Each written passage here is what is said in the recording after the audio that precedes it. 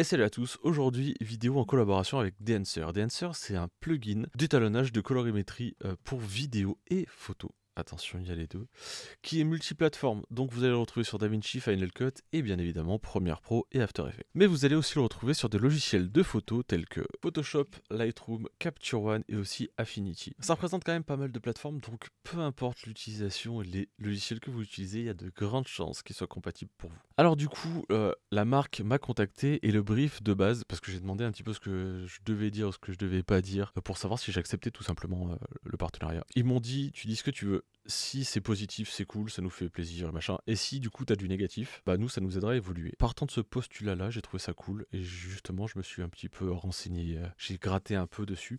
J'ai pas encore tout essayé, mais je vais vous montrer ce que j'utilise le plus et ce qui pour moi est très intéressant. Le plugin est cool, il n'est pas très compliqué à utiliser, il y a énormément de réglages et de possibilités et je vais vous expliquer tout de suite comment ça fonctionne très rapidement. Donc voilà, là on est sur un plan filmé au R5 en log. Donc Dancer, c'est un effet, donc vous allez le prendre, le drag and drop sur votre rush ou sur un calque d'effet.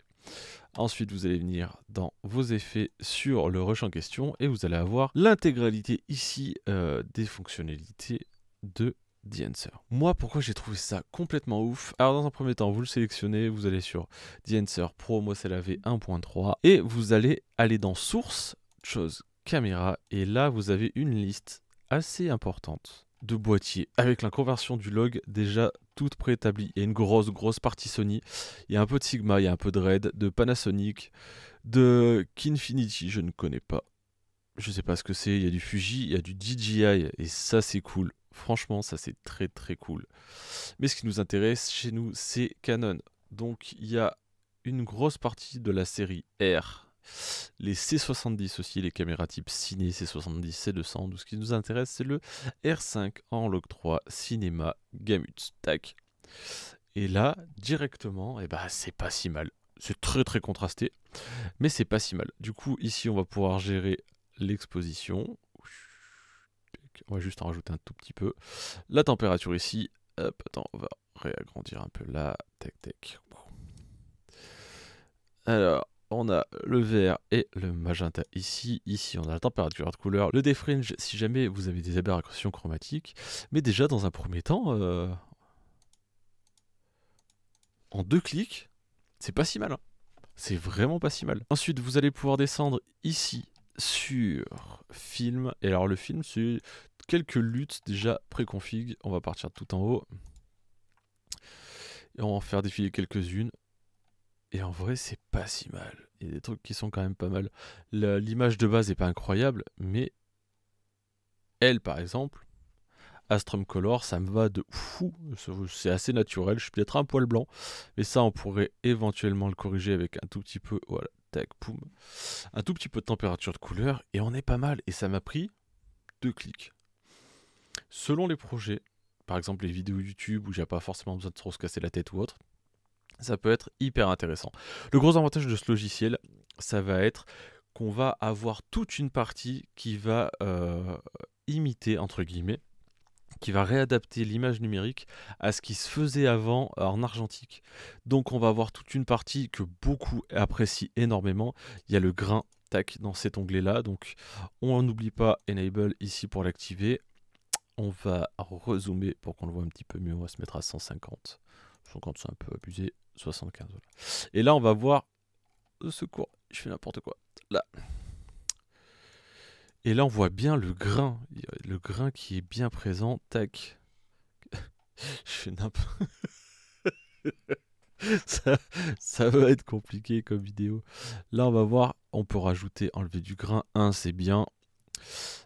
Et après, on va avoir toute une multitude de réglages pour ajouter plus ou moins de grains dans les shadows, donc dans les basses lumières, dans les midtown ou dans les hautes lumières. On va avoir une partie positive ou négative. Moi, je trouve la partie négative un peu hardcore. Je trouve que le grain est très présent, donc je partirai plus sur la positive. Et vraiment, on peut régler et vraiment localiser un peu plus le grain, et ça, je trouve ça vraiment cool. Là, par exemple, il y a beaucoup dans les sombres. On va peut-être pouvoir, tac, le réduire un peu dans les mids et le réduire dans les sombres. Et du coup, assez vite, on a un rendu un peu old school avec un grain particulier, comme si on était encore sur des films, sur des bobines. Et ça, c'est vraiment cool. Je sais qu'il y a plein de gens qui vraiment ne jurent que par ça pour avoir ce côté un petit peu authentique. Moi, je m'en sers pas beaucoup. Honnêtement, je m'en sers pas beaucoup, mais je sais que dans certaines situations, sur certains tournages, ça pourra m'être utile de fou. Il y a aussi le côté bloom, ça va être le côté filtre beauté, donc les filtres de diffusion qui vont vraiment adoucir et rendre lumineux le sujet. Ça va pas vraiment être utile dans cette situation-là, dans ce que je suis en train de retoucher, parce qu'il y a très peu de lumière. Et ce côté un peu glowy, c'est quand même très adapté, je trouve en tout cas, à des situations très lumineuses. Mais sachez que ça peut être cool pour justement rajouter ce côté un peu filtre beauté. Une autre feature que j'aime beaucoup, c'est le false color pour voir, hop, attends, on va le remettre en adapté, avec ici l'échelle pour savoir si oui ou non vous êtes surex, cramé, ou alors à l'inverse si vous êtes bouché. Là on voit que je suis quand même en majeure partie dans du très sombre, mais je suis pas pour autant trop bouché en vrai. Hop, on va modifier. Hop, et là on voit clairement l'évolution et ça c'est cool. Donc là techniquement, donc là on serait un peu sombre et il y a quelques zones légèrement brûlées et ça du coup avec le côté lumétrie on pourrait arriver à regratter un peu et ça pourrait être pas mal. Tac tac, on revient sur les effets, le false colors. Il est ici, tac. Et là du coup on aurait quelque chose d'un peu mieux exposé à la condition de l'avoir tourné au préalable un peu plus sur X. Moi, c'est quelque chose de base que je voulais un peu sombre et je voulais faire rapidement pour vous montrer. Donc là, en soi, je serais pas forcément mal exposé, mais étant donné que j'étais très sombre à la prise de vue, le rendu est absolument abominable. Tac. Voilà, là pour moi l'expo elle est cool, mais avec le false color on serait un peu plus précis dans des situations avec un enregistrement optimisé. Donc voilà pour ce que j'utilise le plus, le Gatewave, le Film Bleach, etc. La vignette. Alors, je suis pas partisan de la vignette en vidéo. Je l'utilise un tout petit peu en photo. Je suis pas forcément fan de la vignette en vidéo, mais sachez que ça marche plutôt pas mal en vrai. Donc comme d'hab, il faut bien penser à le cocher, le décocher. Quand vous allez lancer aussi le plugin, il y a certains trucs qui sont cochés d'avance et certains qui ne le sont pas. Donc quand vous allez le mettre, des moments vous allez avoir le grain qui est affiché et les luttes directement. Et du coup vous allez avoir un côté un peu vert sur certains plans. Donc c'est rien de grave, juste vous allez décocher, remettre en place votre caméra, etc. Et du coup direct ça marchera très bien.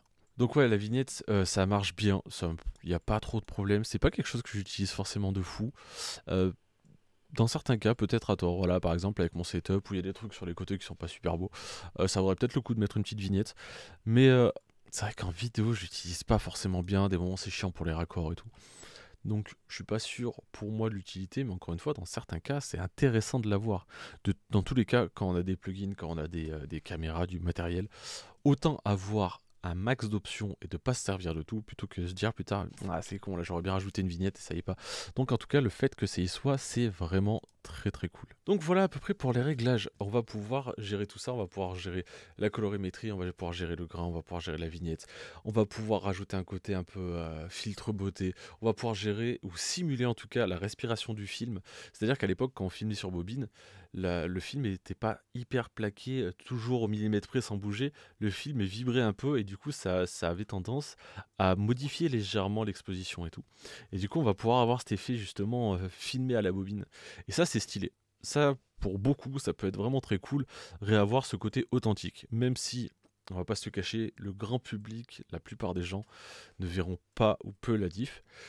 Mais ça peut être intéressant pour justement pousser encore un peu plus loin ce côté authentique, old school, notamment pour certains films et certaines séries. Stranger Things, typiquement, c'est le genre de série qui pourrait coller avec ce genre d'utilisation.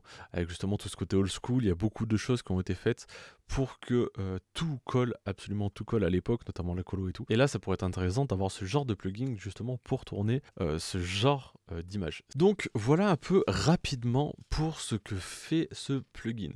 Maintenant, on va parler un petit peu de tarifs.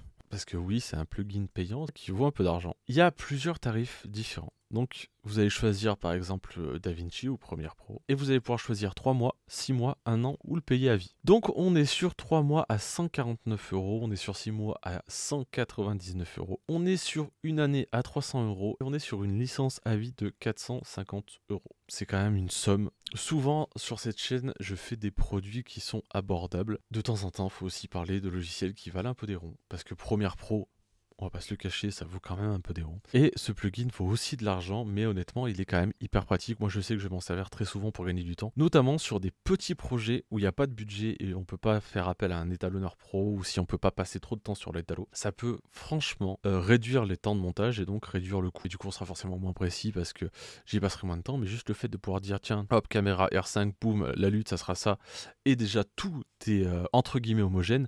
Là, je l'ai pas fait, mais on peut aussi se dire j'ai mon DJI, j'ai mon Mavic Air 2S et j'ai mon R5, poum poum, je clique les deux et tout est à peu près déjà homogène. Et ça, on gagne du temps de fou. Honnêtement, à ce prix-là, moi en tout cas en tant que professionnel, 450 euros sans souci. Donc voilà en ce qui concerne l'application, voilà en ce qui concerne les tarifs. Ils m'ont proposé de me donner un code promo. Donc pour ceux que ça intéresse, vous avez le code ici, juste là, qui s'affiche, je vais être transparent. Ça vous offre 10% de réduction à vous et vous soutenez la chaîne aussi à chaque fois que vous prenez une licence. Attention, réfléchissez quand même parce que c'est une somme. Je pousse pas comme d'habitude à la consommation. C'est un logiciel cool. Il y a d'autres alternatives, mais le logiciel est très bien si vous avez les moyens, si vous voulez gagner du temps et si vous avez surtout cette sensibilité à l'argentique. Je pense que ça peut être très cool. Voilà, donc n'hésitez pas à me faire un retour en commentaire. Si vous avez des questions, j'y répondrai comme toujours avec plaisir. Et moi, je vous dis à la prochaine.